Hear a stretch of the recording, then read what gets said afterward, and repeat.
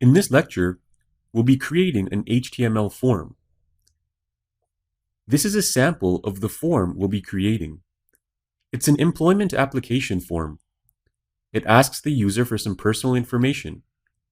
The form consists of text fields, select menus, checkboxes, radio buttons, text areas, and a submit and reset button.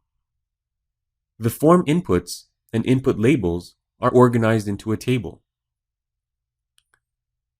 So let's get started. You'll need to open the form.html file in the Downloads folder corresponding to this lecture.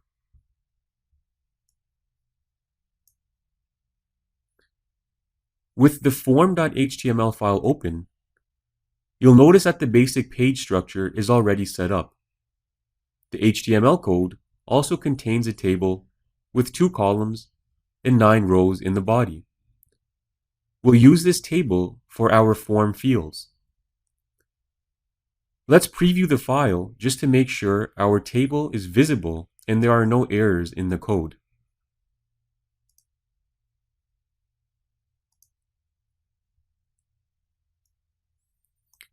This is what your page should look like initially.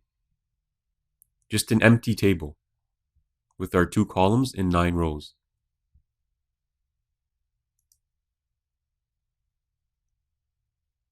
The first thing we need to do to create our form is insert our open and close form tags.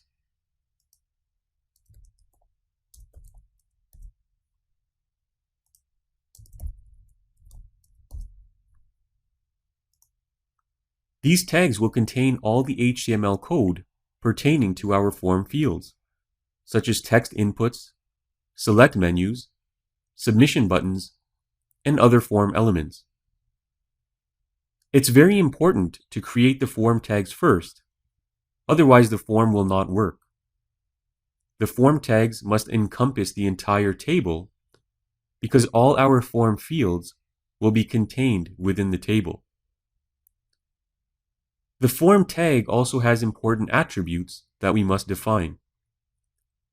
First, it's a good practice to name the form, so that if you create multiple forms on the same page, each can be distinguished from one another. We'll name this form Employment.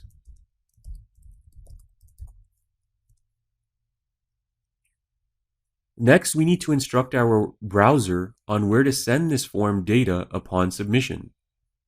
This is known as the form action. In our case, we'll be sending the data to a PHP script, which will instruct our web server on how the data should be processed.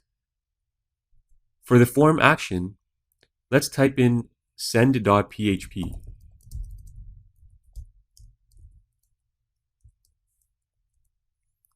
We will create send.php in the PHP section of this course.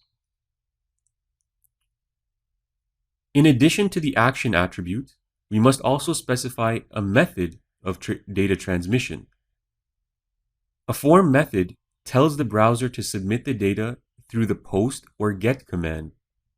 For now, we'll define the method as post. We'll explore both these methods in more detail in the next lecture.